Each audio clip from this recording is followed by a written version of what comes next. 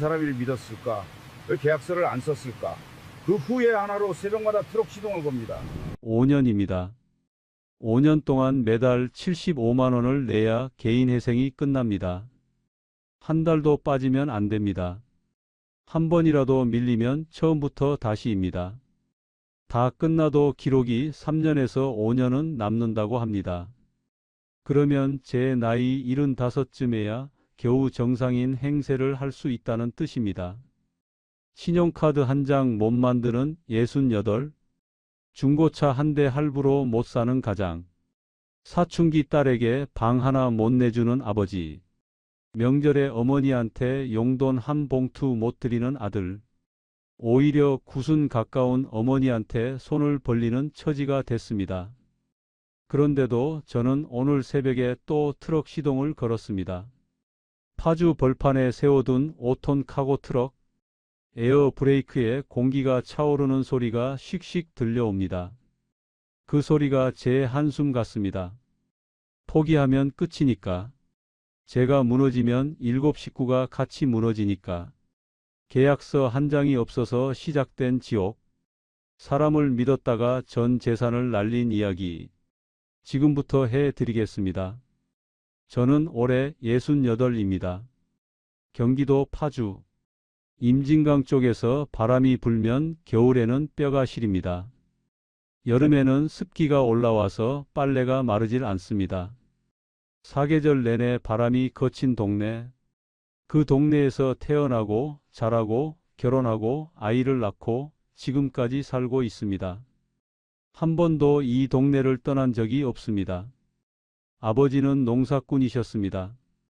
파주 들판에서 벼농사를 지으셨고 가을이면 쌀가마니를 지게에 지고 나르셨습니다.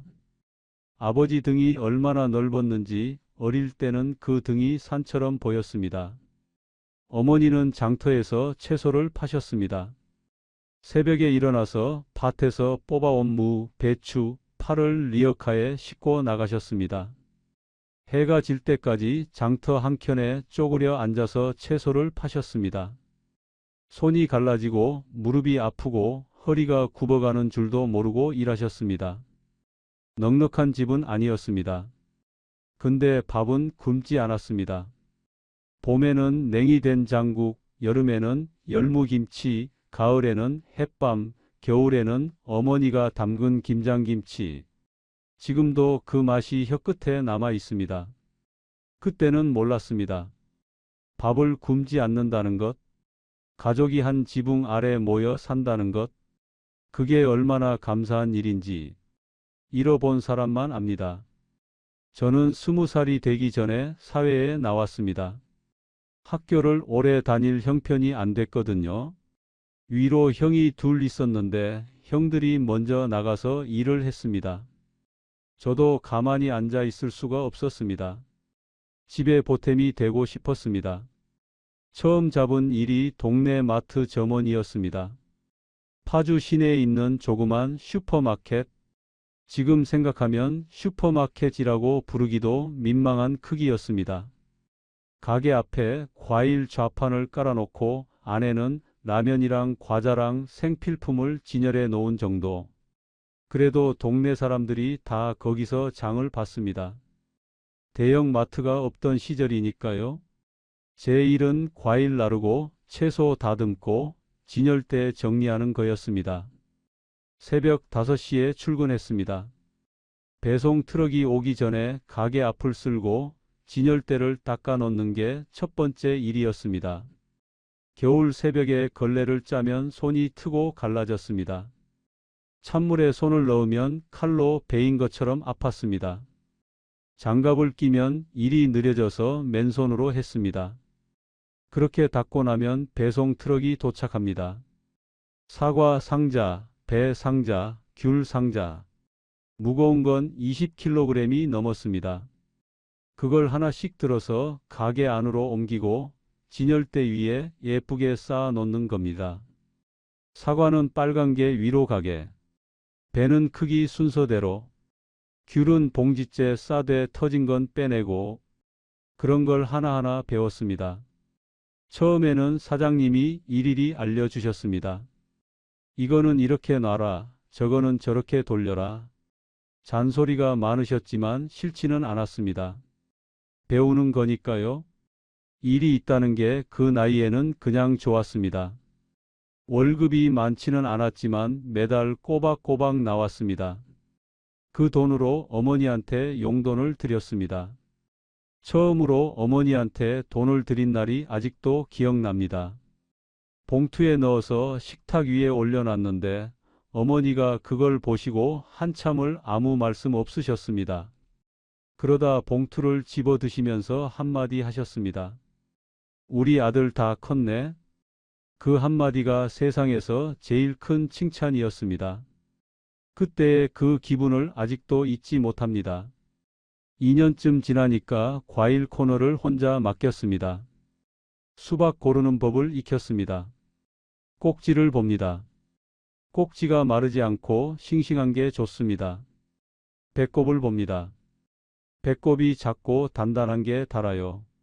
두드려 봅니다. 통통 맑은 소리가 나야 속이 꽉 찬 겁니다. 참외 당도 보는 법도 배웠습니다. 꼬리 깊고 색이 진하고 향이 짙은 게 당도가 높습니다. 사과는 색깔로 산지를 구분합니다. 이런 게 하나하나 재미있었습니다. 단골 손님이 생기기 시작했습니다. 동네 할머니들이 저를 찾아오셨습니다. 허씨, 오늘 수박 괜찮은 거 있어? 네, 할머니. 이거 드셔보세요. 제가 골랐습니다. 그러면 할머니들이 웃으셨습니다. 누군가한테 쓸모 있는 사람이라는 느낌. 그게 저한테는 보람이었습니다. 5년이 지나니까 야채 코너까지 같이 맡게 됐습니다. 10년이 넘어가니까 발주부터 재고 관리, 마감 정산까지 혼자 다 할 수 있게 됐습니다. 사장님이 하루 빠져도 가게가 돌아갈 정도였습니다. 가게의 모든 걸 알았습니다. 어떤 요일에 어떤 과일이 잘 팔리는지, 명절 전에 뭘 미리 주문해 놔야 하는지, 비 오는 날에는 어떤 채소 가격이 오르는지, 20년이 넘는 세월 동안 온몸에 밴 경험이었습니다. 그 사이에 결혼도 했습니다. 아이도 셋이 태어났습니다. 큰아들, 작은아들, 그리고 막내딸. 아이들이 자라는 걸 보면서 더 열심히 일했습니다. 1년에 쉬는 날이 설날 하루, 추석 하루, 363일을 일했습니다. 그걸 6년을 했습니다. 돌이켜보면 그때가 제일 행복했던 것 같습니다. 돈이 많지는 않았습니다.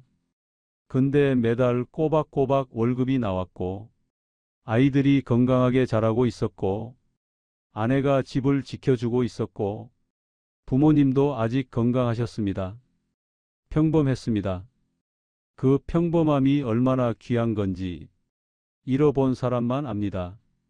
저는 그때 알았어야 했습니다. 지금 이 평범한 행복을 지키는 게 가장 중요한 거라는 걸. 근데 사람 욕심이라는 게 좀 더 하다가 다 잃게 되는 겁니다. 전환점이 된 건 마트 사장의 한마디였습니다. 11월이었습니다. 해가 짧아져서 저녁 5시만 되면 가게 밖이 어둑어둑했습니다. 마감 정산을 끝내고 계산대 옆 의자에 앉아 있었습니다. 허리가 아팠습니다. 하루 종일 서서 일하면 저녁 때쯤 허리가 끊어질 듯 아팠습니다. 등을 뒤로 젖히고 천장을 보고 있었는데 사장이 옆에 앉았습니다. 손에 캔커피를 2개 들고 왔습니다. 하나를 저한테 건네면서 이렇게 말했습니다. 허씨, 너 이제 경력이 몇 년이야? 20년 넘었습니다. 그러니까 고개를 끄덕이면서 캔커피를 한 모금 마시더니 이런 말을 하는 겁니다. 이 가게 내가 시세보다 싸게 넘겨줄 테니까 내가 한번 해봐라. 순간 귀를 의심했습니다. 뭐라고요? 내가 이 가게를 시세보다 저렴하게 해줄 테니까 내가 경력도 있고 동네 사람들도 다 아는데 식구들끼리 하면 잘 될 거다 한번 해보지 않겠냐? 가슴이 쿵 내려앉았습니다. 내 가게. 그 세 글자가 귓속에서 맴돌았습니다. 캔커피를 잡고 있던 손이 떨렸습니다. 20년 넘게 남의 밑에서 일만 했던 사람한테 내 가게라는 말은 그게 마치 다른 세상의 언어 같았습니다. 언제까지 남 밑에서 월급쟁이로 살 수는 없다. 그 생각은 가슴 한구석에 늘 있었습니다. 근데 용기가 없었습니다. 돈도 없었고 자신도 없었습니다. 그런데 사장이 먼저 제안을 하는 겁니다. 시세보다 싸게 내 경력을 인정해줘서. 그 말에 마음이 확 기울었습니다. 솔직히 의심이 안 된 건 아닙니다. 왜 갑자기 이런 제안을 하지? 가게가 안 되니까 넘기려는 건 아닌가? 뭔가 문제가 있는 건 아닌가? 그런 생각이 스쳤습니다. 근데 금방 사라졌습니다. 이 사람 밑에서 20년을 일했으니까요. 매일 얼굴을 맞대고 새벽에 같이 배송을 받고 명절에도 같이 야근하고 장마철에 비 새는 지붕같이 고치고 남보다 더 가까운 사이라고 생각했습니다. 아니, 가족 같은 사이라고 믿었습니다. 그 믿음이 제 발목을 잡을 줄은 꿈에도 몰랐습니다. 그날 밤 집에 가서 아내한테 이야기했습니다. 저녁 밥상 앞에 마주 앉았습니다. 된장찌개에서 김이 올라오고 있었습니다. 사장님이 가게를 넘겨주신다고 한다. 시세보다 싸게 해주신다고 한다. 우리가 한번 해보면 어떻겠냐? 아내가 숟가락을 내려놓았습니다. 얼굴이 굳었습니다. 우리가 무슨 돈이 있어서 가게를 사요? 맞는 말이었습니다. 지금 당장 목돈이 있는 것도 아니고 아이들 키우느라 모아놓은 돈도 많지 않고 근데 저는 이미 마음이 기울어져 있었습니다. 인수금 전체를 한꺼번에 내는 게 아니라 절반만 먼저 내면 된다고 했습니다. 나머지는 매출에서 갚아 나가면 된다고 했습니다. 조건이 파격적이었습니다. 아니, 파격적이라고 느꼈습니다. 지금 생각하면 그게 파격적인 게 아니라 이상한 거였습니다. 왜 그렇게까지 좋은 조건을 내걸었을까? 정상적인 거래라면 계약서를 쓰고 변호사를 세우고 서류를 갖추는 게 맞습니다. 근데 저는 그런 생각을 안 했습니다. 이 기회를 놓치면 평생 남의 밑에서만 일하다 끝나겠구나. 그 조급함이 이성을 가렸습니다. 대출을 알아봤습니다. 은행에 가서 상담을 받았습니다. 끌어모을 수 있는 건 다 끌어모았습니다. 퇴직금으로 쌓아둔 돈이 있었습니다. 20년 넘게 일하면서 조금씩 모아놓은 겁니다. 적금도 깼습니다. 아이들 교육비로 넣어놓은 적금이었는데 그것까지 손을 댔습니다. 거기에 대출까지 보탰습니다. 신용대출, 마이너스 통장, 빌릴 수 있는 건 다 빌렸습니다. 그렇게 해서 인수금 절반을 만들었습니다. 그 돈을 사장한테 건넸습니다. 현금이 아니라 계좌 이체였습니다. 핸드폰 화면에 이체 완료가 떴을 때 손이 떨렸습니다. 두근거림이 아니었습니다. 두려움이었습니다. 근데 그 두려움을 기대감으로 덮어버렸습니다. 여기서 제 인생 최대의 실수가 나옵니다. 계약서를 안 썼습니다. 아니, 정확히 말하면 필요 없다고 생각했습니다. 사장한테 한번 이야기를 꺼낸 적은 있습니다. 혹시 서류 같은 거 해놔야 되지 않겠습니까? 그러니까 사장이 손사래를 치면서 이렇게 말하는 겁니다. 아이, 우리 사이에 무슨 서류야? 그냥 믿고 하면 되지. 20년을 같이 일한 사람인데 뭘 그렇게까지 하냐? 서로 믿는 사이인데 종이 한 장이 뭐가 중요하냐? 그 말이 맞는 것 같았습니다. 아니, 그 말이 맞다고 믿고 싶었습니다. 계약서를 쓰자고 하면 사이가 틀어질까봐 무서웠던 겁니다. 상대방이 기분 나빠할까봐. 지금까지 쌓아온 관계가 깨질까봐. 그래서 입을 다물었습니다. 사장은 돈을 받으면서 이렇게 말했습니다. 일단 과일 코너는 내가 운영해라. 수익은 내가 가져가고 매출 보면서 나머지 코너도 차근차근 넘겨줄게. 좋습니다. 그렇게 합시다. 악수를 했습니다. 종이 한 장 없이, 도장 하나 없이, 증인도 없이 그냥 둘이서 손을 잡은 것 뿐이었습니다. 가게 안 형광등 불빛 아래서, 저녁 마감 끝난 텅 빈 가게에서 사장의 손은 따뜻했습니다. 힘있게 잡아주었습니다. 그 악수를 의심하지 않았습니다. 지금 생각하면 그 악수가 제 인생을 무너뜨린 순간이었습니다. 돌이킬 수 없는 순간이었습니다. 과일 코너를 맡은 날부터 저는 완전히 달라졌습니다. 새벽 4시에 집을 나섰습니다. 파주의 새벽은 고요합니다. 가로등 불빛만 희미하게 도로를 비추고 골목마다 안개가 깔려 있습니다. 자전거를 타고 가게까지 15분. 페달을 밟을 때마다 입에서 하얀 입김이 나왔습니다. 손이 꽁꽁 얼었지만 장갑을 끼면 열쇠를 돌리기가 불편해서 맨손으로 갔습니다. 가게 셔터를 올리면 안에서 차가운 공기가 확 밀려 나옵니다.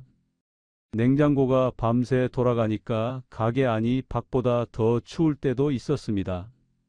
불을 켜고 진열대부터 닦았습니다.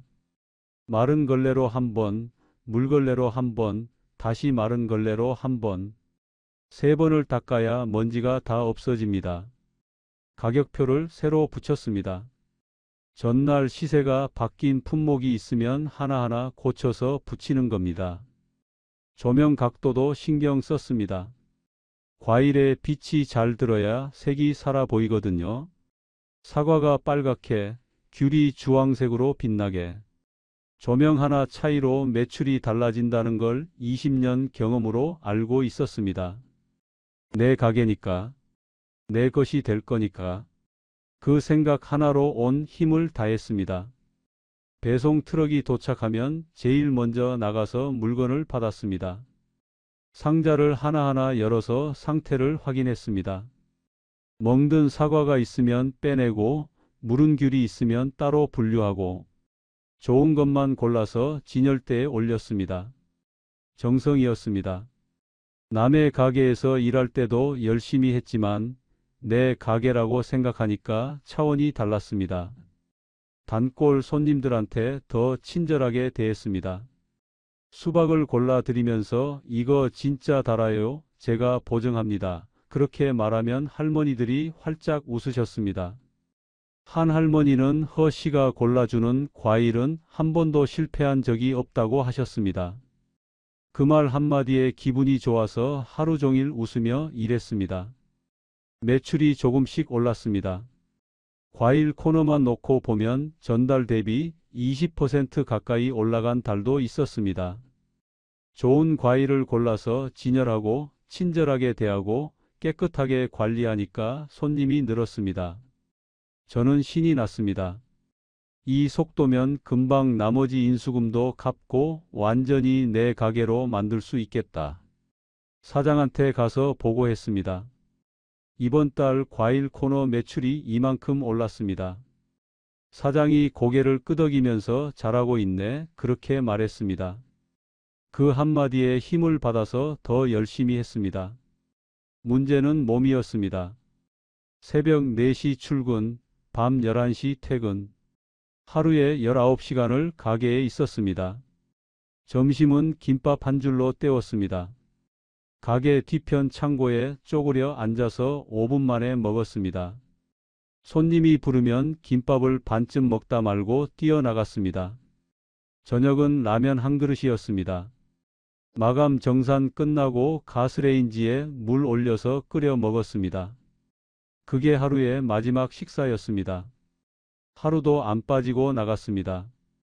1년에 이틀, 설날 하루, 추석 하루, 딱 이틀만 쉬었습니다. 나머지 363일은 전부 가게에 있었습니다. 그걸 6년을 했습니다. 363일 곱하기 6, 2178일을 쉬지 않고 일한 겁니다. 아내가 걱정을 했습니다. 당신 얼굴이 너무 안 좋아. 눈 밑에 다크서클이 내려와서 눈하고 붙었다고. 볼이 푹 꺼졌다고. 좀 쉬어. 병원 한번 가봐. 괜찮아, 괜찮아.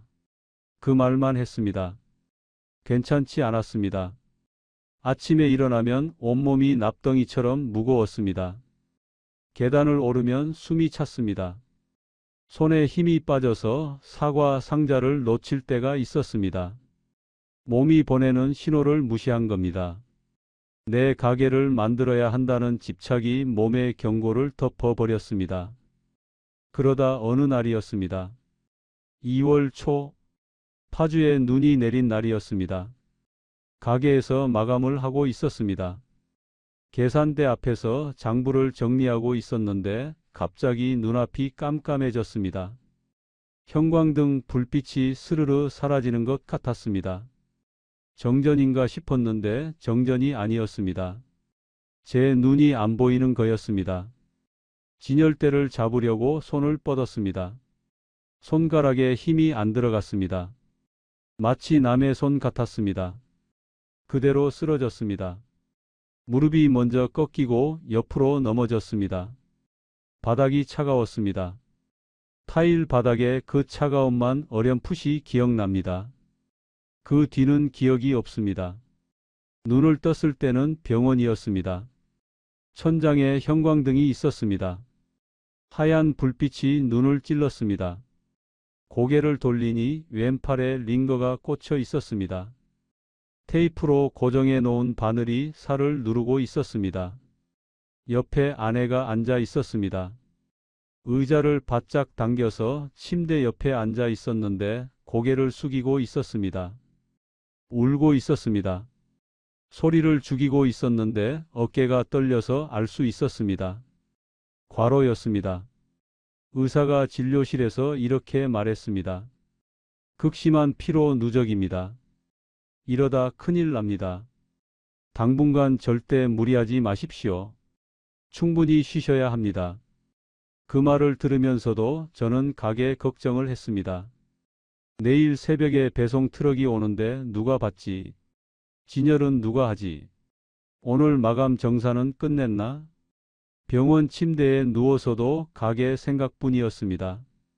내 가게라고 믿었으니까요. 근데 그 가게는 아직 제 가게가 아니었습니다. 계약서가 없었으니까요. 서류상으로는 아무것도 달라진 게 없었습니다. 저는 그저 돈만 건네고 약속만 믿고 몸만 바친 것뿐이었습니다. 병원에서 이틀을 누워 있다가 다시 가게로 갔습니다. 의사 말을 안 들은 겁니다. 아내가 말렸습니다. 제발 좀 쉬어요. 미안해. 근데 안 가면 안 돼. 그 말을 남기고 집을 나섰습니다. 2월의 새벽. 눈이 그친 뒤라 길이 얼어붙어 있었습니다. 미끄러운 길을 조심조심 걸으면서 가게로 향했습니다. 입에서 나오는 하얀 입김이 어둠 속으로 퍼져나갔습니다. 지금 생각하면 그때 좀 쉬었어야 했습니다. 아니, 그때 이미 상황을 냉정하게 봤어야 했습니다. 근데 사람이 한쪽으로 기울면 잘 안 보입니다. 보고 싶은 것만 보게 됩니다. 저는 내 가게라는 세 글자에 취해 있었습니다. 그 착각이 저를 더 깊은 구렁텅이로 끌고 들어갔습니다. 이어서 사장 8장 바로 이어가겠습니다. 병원에서 돌아온 뒤부터 가게 분위기가 달라졌습니다. 처음에는 잘 느끼지 못했습니다. 바빠서 정신이 없었으니까요. 과일 코너 관리하랴, 야채 코너 도와주랴, 마감 정산하랴. 하루가 정신없이 돌아갔습니다. 근데 조금씩 이상한 점이 보이기 시작했습니다. 사장이 가게에 나오는 시간이 줄었습니다. 예전에는 저보다 먼저 나와 있는 경우도 많았습니다. 새벽에 배송 트럭을 같이 맞이하고 아침에 진열을 같이 하고 그랬던 사람이 이제는 낮에야 슬쩍 얼굴을 비추다 가는 정도였습니다. 1시간 있다가 나가는 날도 있었습니다. 마감도 저한테 맡기는 날이 잦아졌습니다. 계산대 앞에 앉아서 장부를 정리하고 금고를 잠그고 셔터를 내리는 게 전부 제 몫이 됐습니다. 처음에는 그게 오히려 좋았습니다. 아, 사장님이 나한테 점점 더 많이 맡기시는구나. 곧 전체를 넘겨주실 거구나. 그렇게 해석했습니다. 사장이 오지 않는 날이 늘어나는 것을 긍정적으로 봤습니다. 착각이었습니다. 완전한 착각이었습니다. 봄이 지나고 여름이 왔습니다. 여름은 과일 장사의 성수기입니다. 수박, 참외, 포도, 복숭아. 제철 과일이 쏟아져 나오는 시기이고 매출이 제일 좋은 때입니다. 그해 여름도 나쁘지 않았습니다. 수박이 잘 나갔고 참외도 괜찮았습니다. 근데 여름이 지나면서부터 문제가 생겼습니다. 동네에 대형 마트가 하나 들어왔습니다. 차로 10분 거리. 건물이 컸습니다. 주차장이 넓었습니다. 물건이 많았습니다. 가격이 쌌습니다. 에어컨이 빵빵했습니다. 우리 가게는 선풍기 2대가 전부였습니다. 비교가 안 됐습니다. 동네 사람들이 하나둘 그쪽으로 빠지기 시작했습니다. 처음에는 젊은 사람들부터 빠졌습니다. 차 타고 대형 마트 가서 한꺼번에 장을 보는 게 편하니까요. 그 다음에는 아줌마들이 빠졌습니다. 그리고 나중에는 단골 할머니들도 줄었습니다. 과일 코너 매출이 눈에 띄게 꺾였습니다. 9월, 10월, 11월. 석 달 연속으로 떨어졌습니다. 떨어지는 속도가 빨랐습니다. 한 달에 10%, 15%씩 줄었습니다. 저는 더 열심히 했습니다. 가격을 낮췄습니다. 마진을 줄여서라도 손님을 잡아야 한다고 생각했습니다. 시식 코너를 만들었습니다. 사과를 얇게 잘라서 이쑤시개에 꽂아놓고 맛보세요, 한마디 드세요 하면서 지나가는 사람마다 붙잡았습니다. 전단지도 돌렸습니다. 가게 이름이랑 특가 품목을 적어서 동네 우편함에 하나하나 넣었습니다. 손가락이 종이에 베어서 피가 났는데 그것도 모르고 돌렸습니다. 근데 대형 마트를 이길 수가 없었습니다. 규모가 다르니까요. 자본이 다르니까요. 우리가 1,000원에 파는 사과를 그쪽에서는 800원에 팔 수 있었습니다. 물량이 다르니까 원가가 다른 겁니다. 동네 슈퍼가 대형 마트를 이기는 건 불가능했습니다. 그때 인정했어야 합니다. 상황이 달라졌다는 걸. 근데 인정하기가 싫었습니다. 이미 돈을 넣었으니까. 퇴직금을 쏟아 부었으니까. 여기서 물러서면 그 돈을 다 날리는 거니까. 발이 묶여버린 겁니다. 빠져나올 수가 없었습니다. 그 와중에 사장한테 이야기를 꺼냈습니다. 마감을 끝내고 둘이 마주 앉은 자리였습니다. 사장님, 약속하셨던 그 나머지 코너 인수권은 어떻게 되는 겁니까? 매출도 올라가고 있었고 제가 충분히 증명했다고 생각합니다. 사장이 고개를 살짝 돌렸습니다. 제 눈을 안 봤습니다. 지금 매출이 이런데 그건 좀 나중에 이야기하자. 나중에? 그 말이 처음이었습니다. 한 달 뒤에 또 물었습니다. 사장님, 그 건은요? 좀 더 지켜보자. 2달 뒤에 또 물었습니다. 사장님, 저 계속 기다리고 있는데요. 아, 그거. 지금 경기가 이런데 좀 기다려. 3달, 4달. 같은 대답이 반복됐습니다. 차일피일 미루는 겁니다. 말이 달라지고 있었습니다.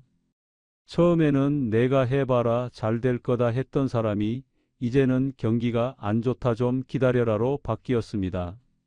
어느 순간 깨달았습니다. 이 사람이 약속을 지킬 생각이 없구나. 처음부터 없었던 건 아닐까?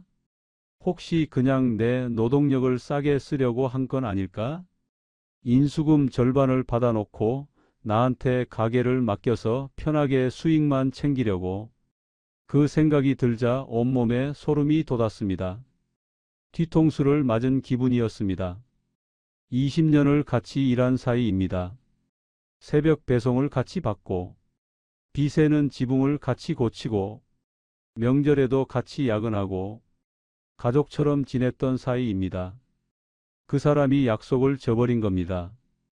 돈을 돌려달라고 했습니다. 인수를 안 해주실 거면 내가 낸 돈이라도 돌려달라고 제가 할 수 있는 마지막 말이었습니다. 사장이 뭐라고 했는지 아십니까? 무슨 돈? 그 말을 들었을 때 세상이 멈춘 것 같았습니다. 인수금이라고 건넨 돈을 모른다고 하는 겁니다. 내가 준 건 그냥 빌려준 돈 아니었냐고. 아니, 그게 무슨 말입니까? 인수금이라고 해서 드린 겁니다. 증거가 있냐? 그 한마디에 모든 게 무너졌습니다. 증거가 없었습니다. 계약서가 없으니까, 영수증도 없으니까, 녹음도 없으니까, 계좌이체 내역은 있었지만 그건 그냥 빌려준 돈이라고 우길 수도 있는 거였습니다. 용도가 기재돼 있지 않으니까, 인수금이라고 쓴 문서가 없으니까 다리에서 힘이 빠졌습니다. 가게 뒷문으로 나왔습니다. 뒷골목 시멘트 계단에 주저앉았습니다. 바닥이 차가웠습니다. 11월이었습니다. 파주의 늦가을 바람이 목덜미를 파고들었습니다. 코끝이 빨개졌습니다. 숨을 쉴 때마다 가슴이 쓰렸습니다. 찬 공기가 폐를 찌르는 것 같았습니다. 주저앉은 채로 하늘을 올려다봤습니다. 회색 구름이 낮게 깔려 있었습니다. 해가 보이지 않았습니다. 그 구름이 제 인생 같다고 생각했습니다. 낮고 무겁고 어디로 가는지 모르겠는, 끝이 안 보이는, 눈물이 나오지는 않았습니다. 너무 망연해서 울 수도 없었습니다. 한참을 그렇게 앉아 있었습니다. 바지 뒷주머니에 있던 핸드폰이 울렸습니다. 아내였습니다. 오늘 몇 시에 와요? 여보, 나 좀 늦을 것 같아. 전화를 끊고 또 하늘을 봤습니다. 구름 사이로 별 하나가 보이지 않았습니다. 그냥 회색뿐이었습니다. 돈을 돌려받을 수 없다는 걸 확인한 날부터 모든 게 한꺼번에 무너졌습니다. 마치 둑이 터진 것 같았습니다. 물이 한꺼번에 밀려오듯이 문제가 쏟아졌습니다. 대출 이자가 밀리기 시작했습니다. 인수금을 만들려고 끌어다 쓴 대출. 그 이자를 매달 내고 있었는데 마트에서 손을 떼면서 수입이 끊겼습니다. 한 달, 두 달. 은행에서 전화가 왔습니다. 허씨, 이번 달 이자가 안 들어왔는데요. 죄송합니다. 조금만 기다려 주십시오. 그 말을 몇 번이나 했는지 모릅니다. 처음에는 사정을 봐줬습니다. 한 달 유예, 두 달 유예. 근데 석 달이 지나자 은행 태도가 달라졌습니다. 독촉이 시작됐습니다. 전화가 하루에 서너 번 왔습니다. 모르는 번호가 뜨면 가슴이 철렁했습니다. 받으면 빚 이야기, 안 받으면 또 울리고, 핸드폰 벨소리가 공포였습니다. 카드값도 밀렸습니다. 생활비로 쓰던 카드 결제일이 돌아오는데 통장에 돈이 없었습니다. 미납, 연체, 그 단어가 핸드폰 문자에 찍히기 시작했습니다. 공과금도 밀렸습니다. 전기세, 수도세, 가스비, 독촉장이 날아왔습니다. 납부기한 초과, 빨간 글씨로 찍혀 있었습니다. 아이들 학교 납부금도 밀렸습니다. 선생님한테서 전화가 왔다고 아내가 조용히 말했습니다. 그때 아내 목소리가 잊히지 않습니다. 감정을 누르고 있는 게 느껴졌습니다. 화가 나면서도 슬프면서도 무서우면서도 그 모든 감정을 꾹 누르고 담담하게 말하는 거였습니다. 여보, 학교에서 전화 왔어. 그 한마디에 저는 고개를 들 수가 없었습니다.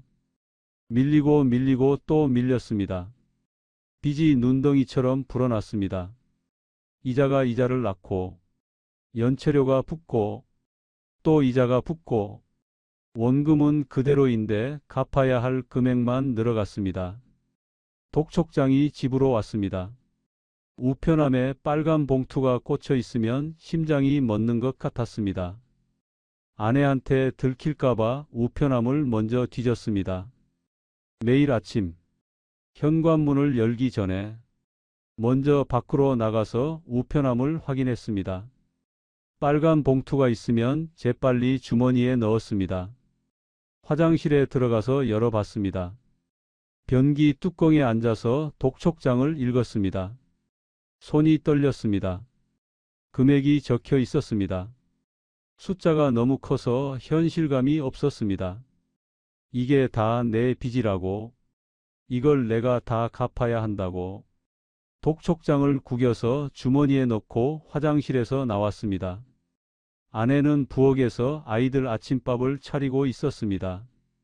뭐해? 밥 먹어요. 갈게. 아무렇지 않은 척 했습니다. 그 연기가 얼마나 힘들었는지 모릅니다. 아내는 눈치를 챘습니다. 당신 무슨 일 있어? 없어. 거짓말을 했습니다. 아내 눈이 제 눈을 찔렀습니다.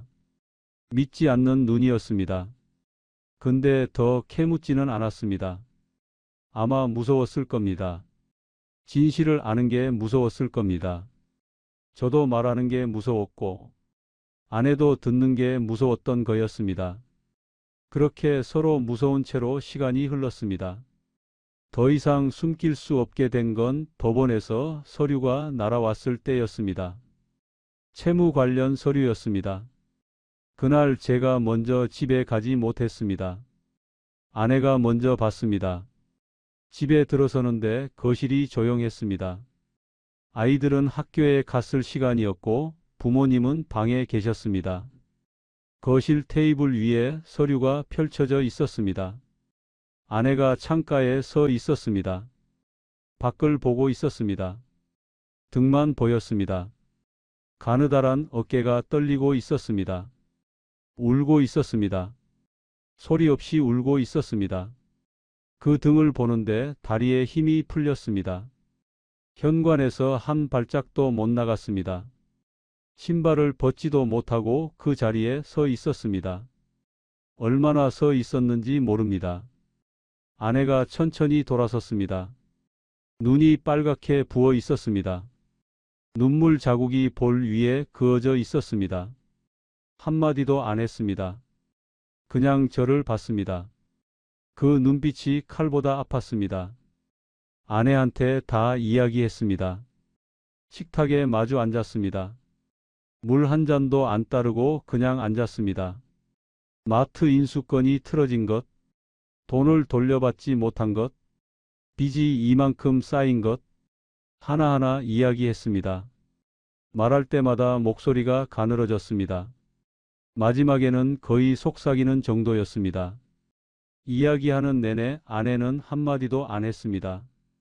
다 듣고 나서 한참 동안 침묵이 흘렀습니다. 벽시계 초침 소리만 들렸습니다. 째깍, 째깍, 째깍. 그 소리가 그렇게 크게 들린 적이 없었습니다.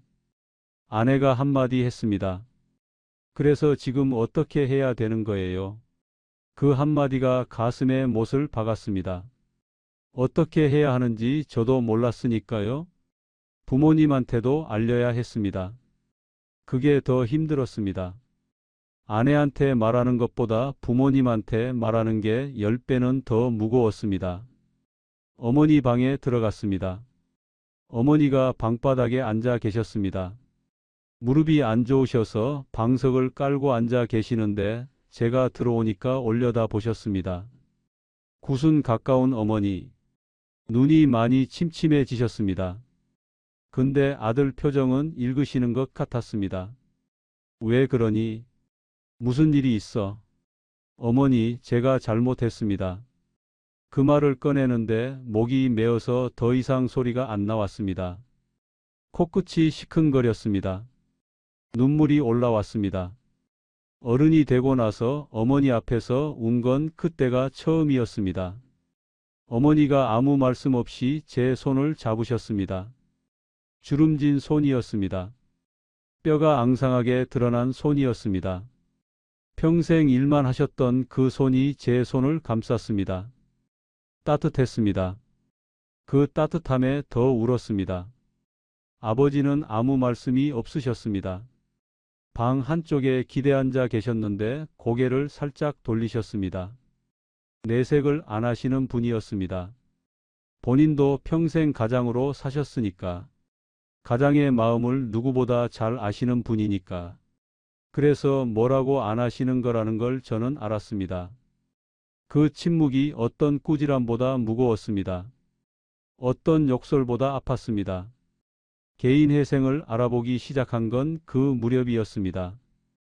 혼자서는 어떻게 해볼 수가 없는 지경이었으니까요. 누군가 도움을 줘야 했습니다. 법적으로 정리를 해야 했습니다. 변호사를 찾아갔습니다.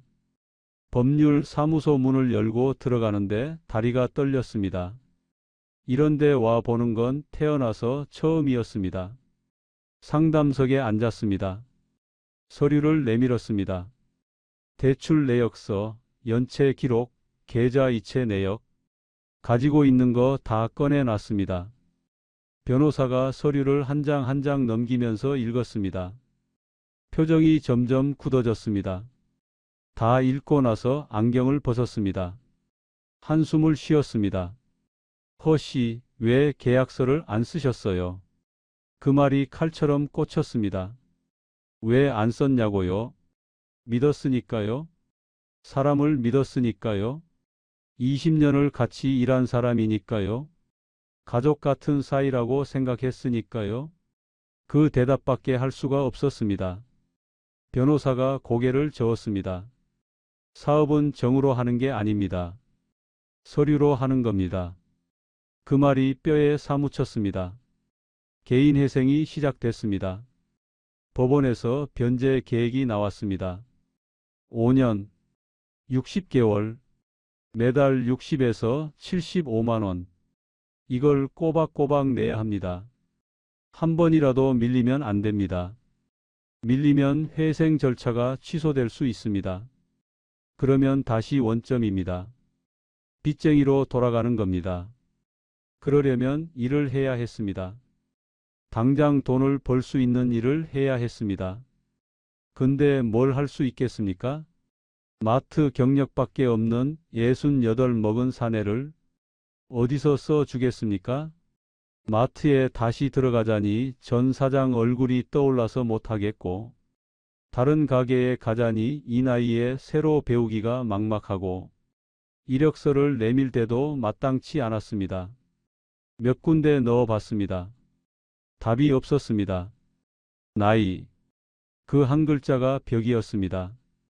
그때 알게 된 게 화물 운송이었습니다. 아는 사람 소개로 운송회사 대표님을 만났습니다. 파주 외곽에 있는 작은 물류회사였습니다. 사무실이라기보다는 컨테이너 박스에 책상을 넣어 놓은 정도였습니다. 대표님이 나이가 저보다 좀 적었습니다. 50대 중반쯤 되어 보이는 분이었습니다. 상황을 들으셨습니다. 제가 어떻게 해서 여기까지 왔는지, 개인 회생 중이라는 것까지 다 말씀드렸습니다. 숨기지 않았습니다. 이 나이에 거짓말해봐야 나중에 더 큰 문제가 되니까요. 대표님이 다 듣고 나서 커피를 한 모금 마시더니 이렇게 말씀하셨습니다. 우리 회사에 5톤 카고 트럭 자리가 하나 있는데 해보시겠습니까? 해보겠습니다. 망설일 여유가 없었습니다. 대표님이 개인 회생 관련해서도 도움을 좀 주셨습니다. 서류 정리라든지 법원에 제출할 자료라든지 본인이 직접 해주신 건 아니지만 방법을 알려주셨습니다. 어디 가서 뭘 해야 하는지. 그게 제한테는 큰 도움이었습니다. 세상에 이런 분도 있구나 싶었습니다.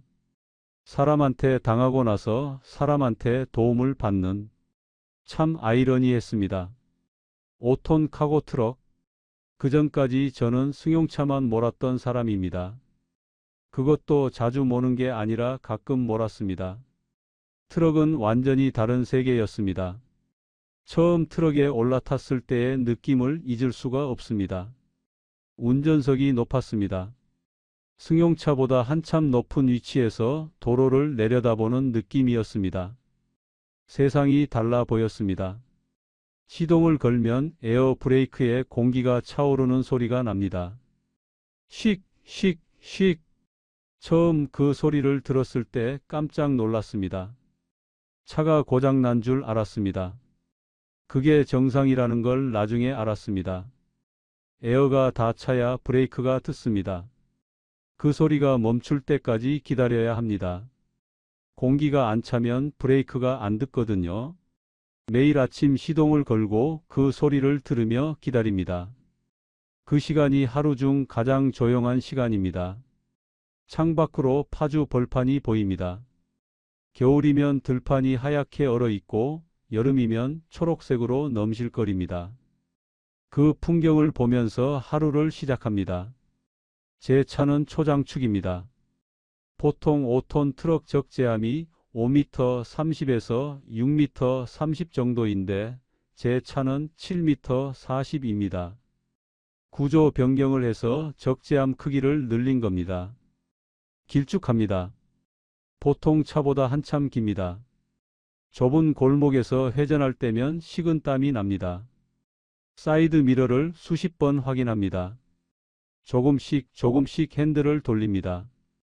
벽이랑 적재함 사이가 손바닥 하나 들어갈 정도로 아슬아슬할 때가 있습니다. 처음 한 달은 매일이 전쟁이었습니다. 주차도 전쟁이었고 회전도 전쟁이었고 후진은 더 전쟁이었습니다. 근데 묘한 게 있었습니다. 운전이 싫지 않았습니다. 핸들을 잡고 도로를 달리면 복잡한 생각이 좀 멈추는 느낌이었습니다. 앞만 보면 됐습니다. 길이 정해져 있으니까요. 어디서 뭘 싣고 어디로 가서 내려놓고 다시 돌아오고 생산 공장에서 물건을 싣고 자재 창고로 옮기는 일이었습니다. 반복이었습니다. 근데 그 반복이 오히려 편했습니다. 마트에서 사람한테 당한 뒤라 사물을 상대하는 게 마음이 편했습니다. 트럭은 거짓말을 안 합니다. 관리해주면 관리해준 만큼 반응합니다. 오일 갈아주면 엔진이 부드럽게 돌아갑니다. 타이어 공기압 맞춰주면 주행이 안정적입니다. 세차해주면 깨끗해집니다. 사람은 그렇지 않았습니다. 20년을 정성 들여도 배신할 수 있는 게 사람이었습니다. 닦고 조이고 기름치자. 군대에서 배운 말입니다. 장비 관리 구호였습니다. 그 구호를 이 나이에 트럭한테 써먹게 될 줄은 몰랐습니다. 하루 평균 300km를 달립니다. 파주에서 출발해서 수도권 이곳저곳을 돕니다. 서울도 가고 인천도 가고 수원도 갑니다. 한 달에 한두 번은 울산까지 내려갈 때도 있습니다. 파주에서 울산, 편도로 4시간이 넘습니다. 아침에 시동을 걸면 밤이 되어야 끕니다. 퇴근 시간은 정해져 있지 않습니다. 회사 기본 시간은 5시 30분이지만 그 시간에 딱 끝나는 날은 거의 없습니다. 빨리 끝나면 저녁 7시, 늦으면 9시, 10시. 지방 갔다 온 날은 더 늦습니다. 세후 월급이 300만 원 정도 됩니다. 기본급이 280 정도 되고 나머지는 시간 외 수당입니다. 거기서 변제금 75만 원을 빼면 225만 원, 보험료 빼고, 공과금 빼고, 아이들 학교 돈 빼고, 생활비 빼고 빼면 통장에 남는 건 10,000원 단위입니다. 12,000원, 15,000원. 그 정도가 한 달을 보내고 나면 남는 돈입니다. 점심은 햄버거 하나로 때울 때가 많습니다. 핸들 위에 햄버거를 올려놓고 한 손으로 먹으면서 달립니다. 전방을 보면서 먹어야 하니까 맛을 느낄 겨를이 없습니다. 그냥 씹고 삼키는 겁니다. 배만 채우면 되니까요. 밥 한 끼 제대로 앉아서 먹는 게 사치가 됐습니다. 식당에 들어가서 밥 한 그릇 시켜 먹는 게 돈이 아깝습니다. 그 돈이면 내일 변제금에 보탤 수 있으니까요. 아내가 전화를 합니다. 밥 먹었어요. 먹었어. 거짓말입니다. 안 먹었는데 먹었다고 합니다. 걱정 끼치기 싫으니까요. 사모님이 그걸 모를 리가 없습니다. 근데 더 안 묻습니다. 서로 알면서 모르는 척하는 거. 그게 지금 우리 부부의 방식입니다. 이 이야기에서 가장 힘든 부분이 여기입니다. 각오하고 들어주십시오. 저도 각오하고 이야기하겠습니다. 돈이 없는 건 참을 수 있습니다. 배가 고픈 것도 참을 수 있습니다. 몸이 아픈 것도 참을 수 있습니다. 근데 가족한테 미안한 건 이건 참는 게 아닙니다. 참는 게 아니라 가슴에 쌓이는 겁니다. 하루하루 쌓이고 한 달 쌓이고 1년이 지나도 사라지지 않습니다. 오히려 더 무거워집니다. 우리 집이 좁습니다. 파주 외곽에 있는 작은 집입니다. 방이 2개입니다. 식구가 7입니다. 아버지, 어머니, 저, 아내, 큰아들, 작은아들, 막내딸. 큰아들은 지금 군대에 가 있으니까 6이 2방에서 삽니다. 작은아들이 20살입니다. 이제 어른이 다 됐는데 아직 부모님이랑 한 방에서 잡니다. 제 부모님이랑 같은 방. 할아버지 할머니랑 같은 방에서 자는 20살 청년. 자기 방이 없습니다.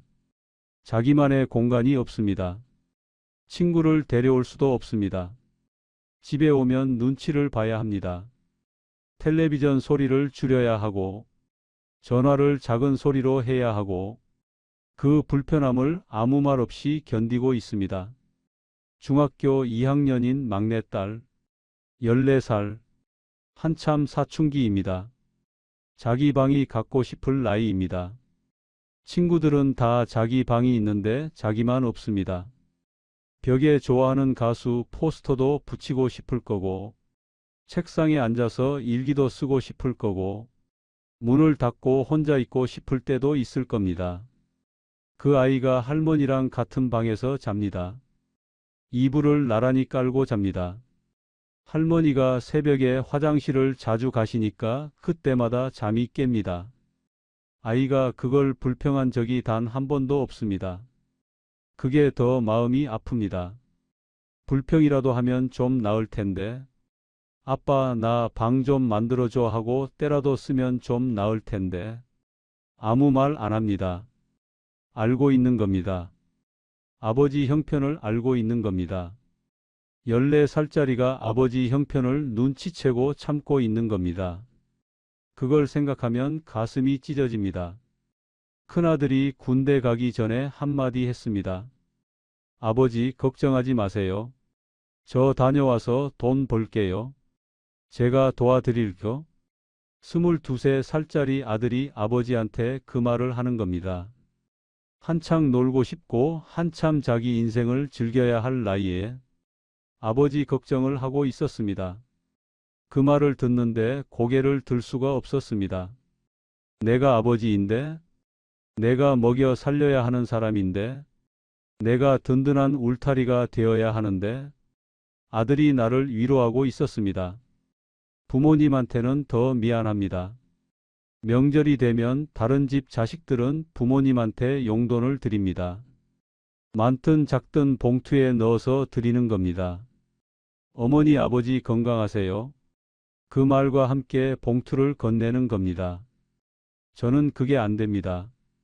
설날에도 봉투를 못 드립니다. 추석에도 봉투를 못 드립니다. 반대입니다.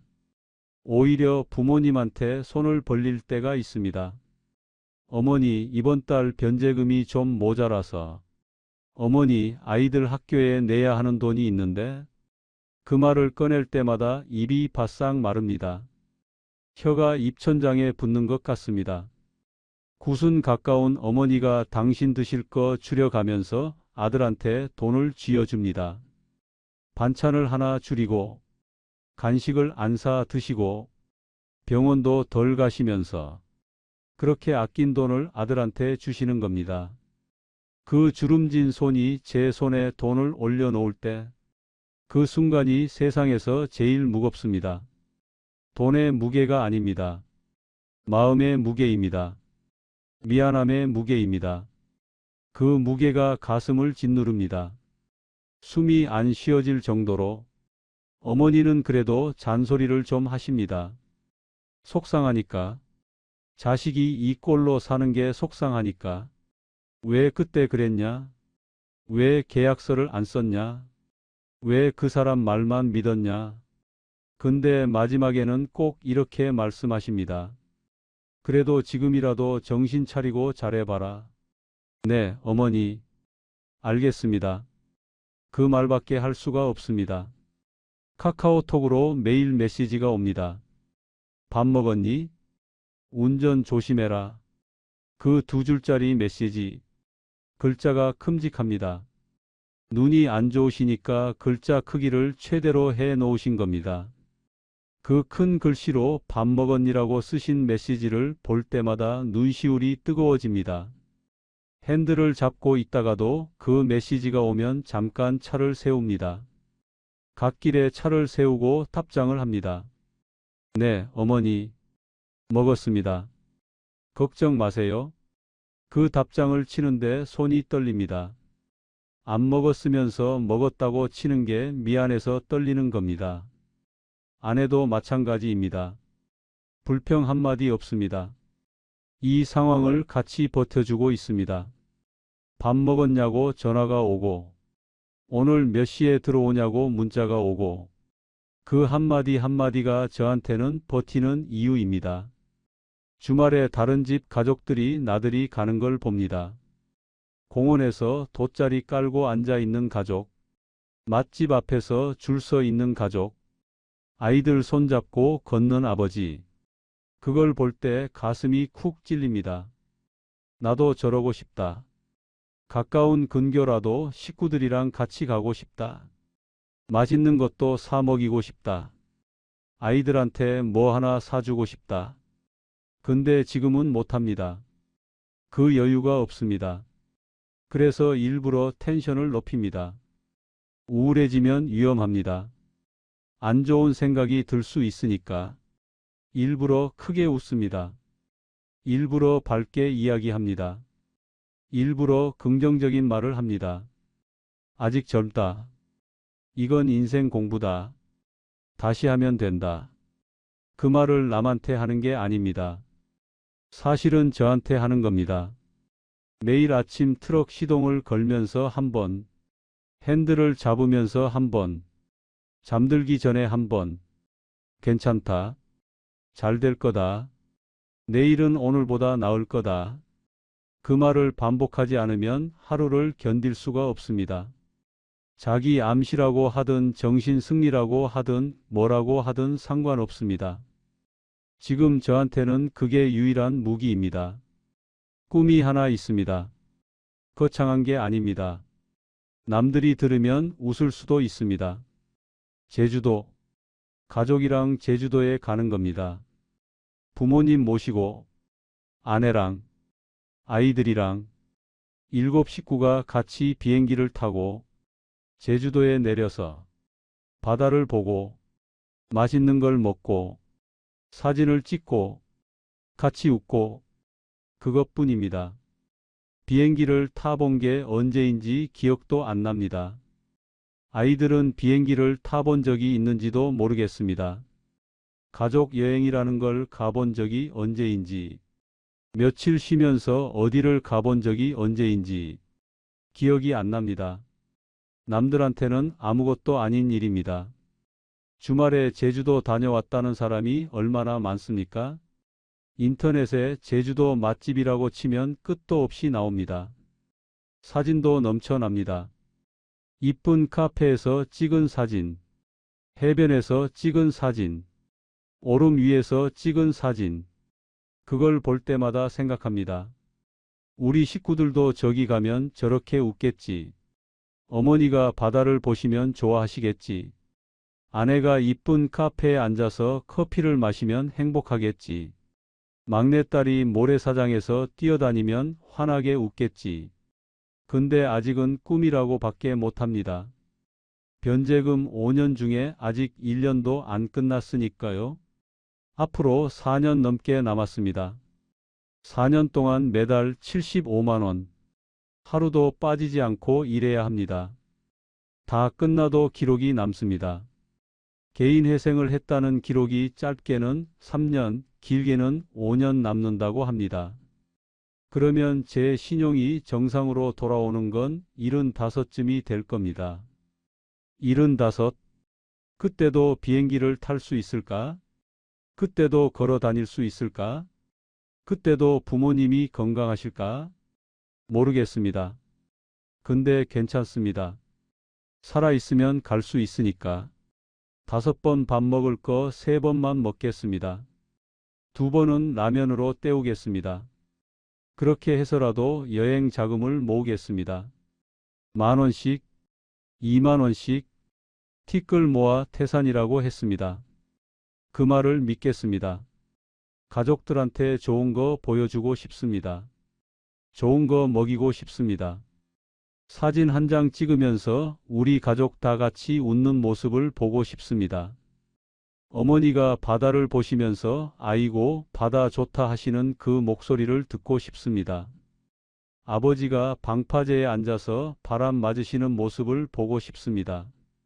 아내가 한번 환하게 웃는 얼굴을 보고 싶습니다. 걱정 없이 웃는 얼굴. 그게 얼마만인지. 아이들이 모래밭에서 뛰어다니는 모습을 보고 싶습니다.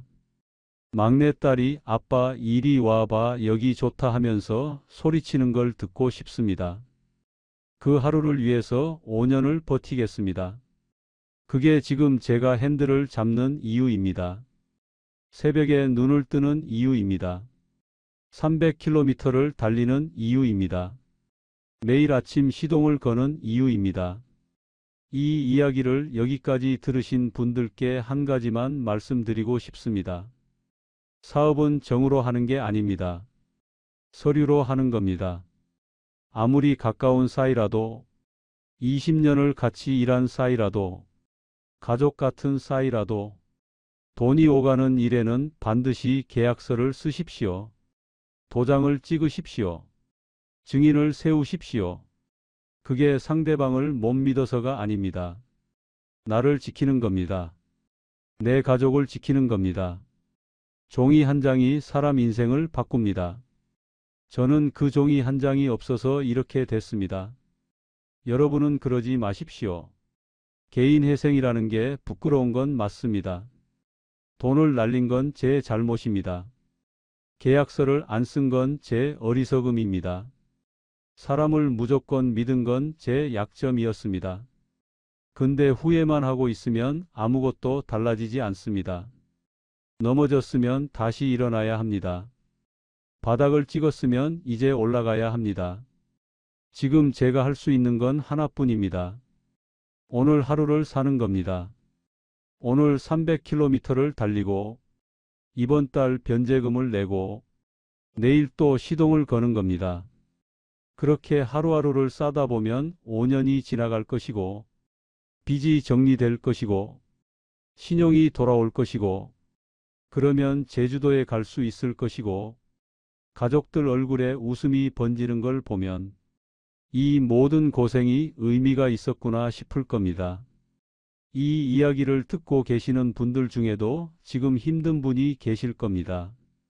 돈 때문에 힘든 분, 사람 때문에 힘든 분, 사업이 안 돼서 힘든 분, 가족한테 미안해서 힘든 분, 아침에 눈 뜨는 게 무서운 분, 저도 같은 처지입니다.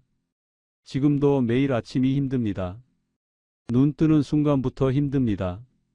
근데 제 뒤에 식구들이 있습니다. 혼자였으면 진작 포기했을 겁니다. 절대 못 견뎠을 겁니다. 근데 나 하나 때문에 식구들이 같이 무너지는 건 안 되겠더라고요. 내가 무너지면 7 식구가 같이 무너집니다. 그건 안 됩니다. 그래서 오늘도 트럭 시동을 걸었습니다. 에어 브레이크에 공기가 차오르는 소리. 씩, 씩, 씩. 그 소리를 들으면서 생각합니다. 오늘도 가자. 오늘 하루만 더 가자. 내일도 가자. 여러분도 힘내십시오. 포기하지 마십시오. 쓰러져도 다시 일어나십시오. 하루하루 버티다 보면 분명히 좋은 날이 옵니다. 고진감 내라고 했습니다. 쓴 것이 다하면 단 것이 온다고 했습니다. 저는 그 말을 믿습니다. 그 말을 믿지 않으면 내일 아침 눈을 뜰 수가 없으니까요. 지금 이 순간에도 어딘가에서 핸들을 잡고 달리는 가장들이 있을 겁니다. 지금 이 순간에도 어딘가에서 이를 악물고 버티는 사람들이 있을 겁니다. 그 분들한테 말하고 싶습니다. 당신은 혼자가 아닙니다. 우리 같이 갑시다. 오늘 하루만 더, 내일 하루만 더. 그렇게 하루씩 가다 보면 제주도가 보일 겁니다. 바다가 보일 겁니다. 가족의 웃음이 들릴 겁니다. 제 이야기가 누군가한테 작은 위로가 됐으면 좋겠습니다. 여기까지 들어주셔서 고맙습니다. 정말 고맙습니다.